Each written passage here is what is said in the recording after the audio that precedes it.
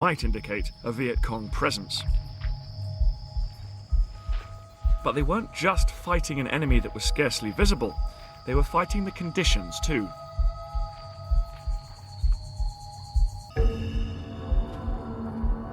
The patrols were not made any easier by the scorching temperatures and the weight of the kit the American troops often had to carry with them. I've been walking for a while now, and the first thing you notice obviously is the heat. It's about high 30 centigrade, probably just a bit over 100 degrees Fahrenheit. And the guys, the Americans, arrived in Vietnam, probably my age, probably a bit less, and most of them have probably never seen a country like this, never seen a climate like this, and I think that would have taken a lot of getting used to. It's sure difficult for me, but you know, the main thing, of course, which I don't have to worry about, is that they were doing these patrols, they were carrying all this kit, and there was people trying to kill them.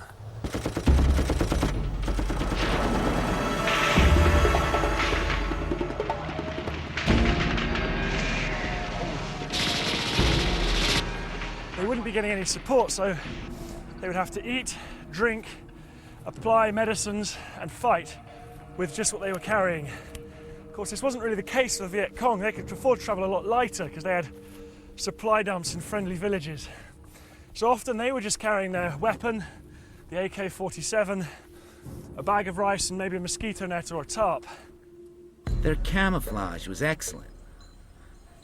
I can remember an instance looking out, and I saw the side of a hill move. That's because it was them. They didn't make a lot of noise. We were noisy, but we had a lot of firepower. You could hear a marine company coming from a mile away.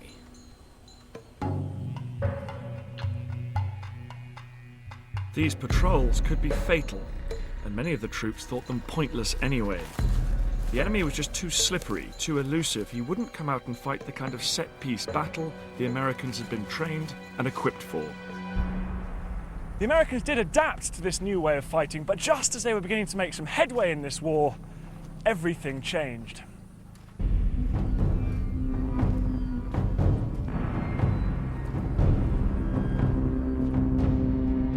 During 1967, Ho Chi Minh had become increasingly concerned.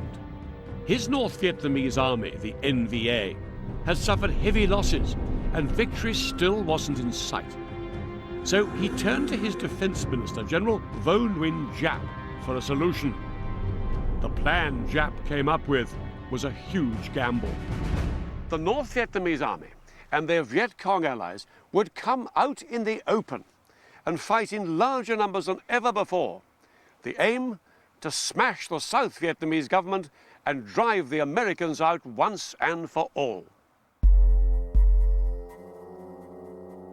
By December 1967, American intelligence knew that something big was brewing.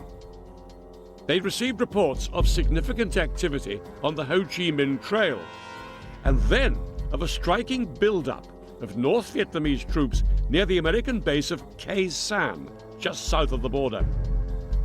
The communist enemy had suddenly become very visible. Over in Washington, the American President Lyndon Johnson and his advisors listened to the news with great interest. It seemed that at long last, President Johnson was to get the pitched battle he'd been waiting for.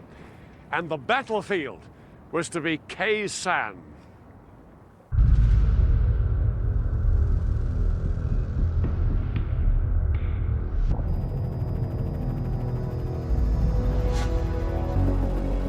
The American base of Khe Sanh was situated in an isolated, hilly corner of South Vietnam, just a few miles from the border with Laos. There's nothing left of the base today, but in January 1968, this base was home to thousands of American and South Vietnamese troops. Khe Sanh is the westernmost American stronghold near the demilitarized zone, and has been built to stop enemy infiltration from the north and disrupt supplies on the Ho Chi Minh Trail along here. Here is Khe Sanh, and this is how it was laid out.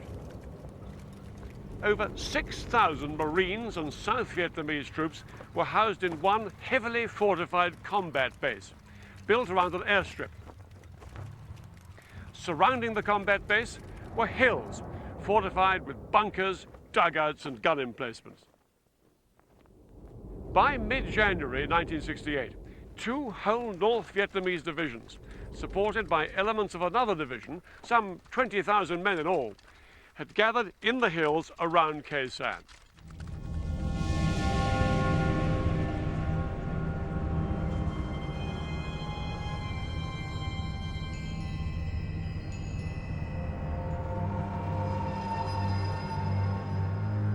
In the early hours of January the 21st, North Vietnamese troops attacked an American-held hill just northwest of the base. Then, a few hours later, they launched a major attack on the very heart of the Khe Sanh combat base itself, right here.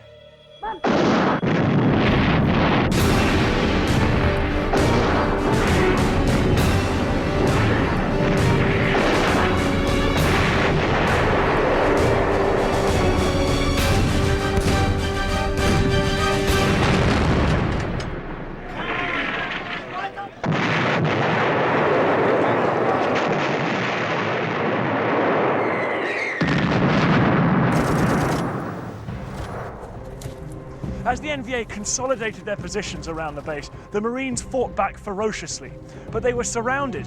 The NVA had managed to cut off their road link to the outside world. Now, the only way in and out of Khe Sanh was by air.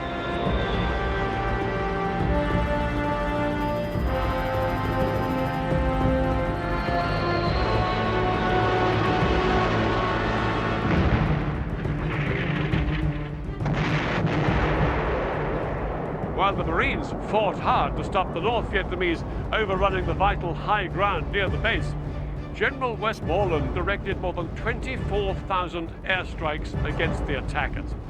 He called it Operation Niagara.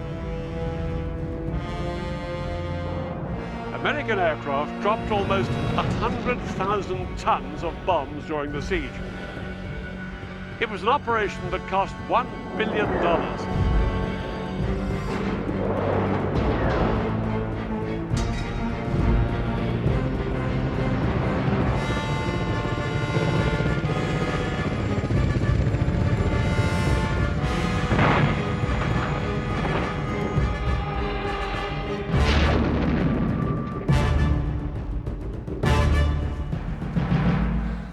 Life for the besieged Marines quickly became a horrific ordeal.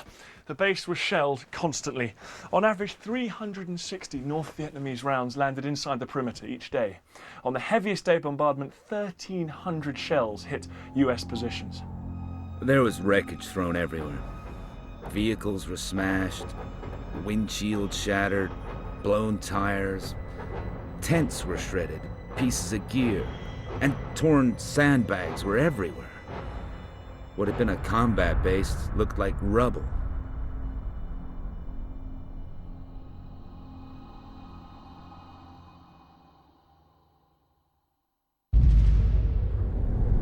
Back in Washington, President Johnson was deeply worried. To him, Khe Sanh had become the symbol of America's determination to hold the line in Southeast Asia against communism. He could not afford to let it fall. America's best units and one half of the US Army's mobile reserve in Vietnam were moved up north into the area. As the battle ground on, Johnson threw even more air power into the fight.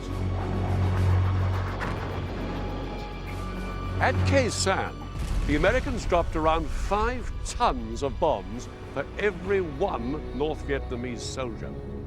Johnson was determined to win. He was convinced that defeat at Khe Sanh would be an unacceptable blow to American prestige.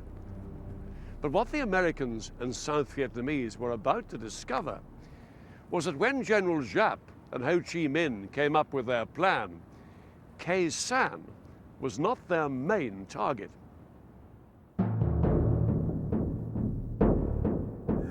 Ho Chi Minh's high command had a far bigger plan than the attack on Khe Sanh.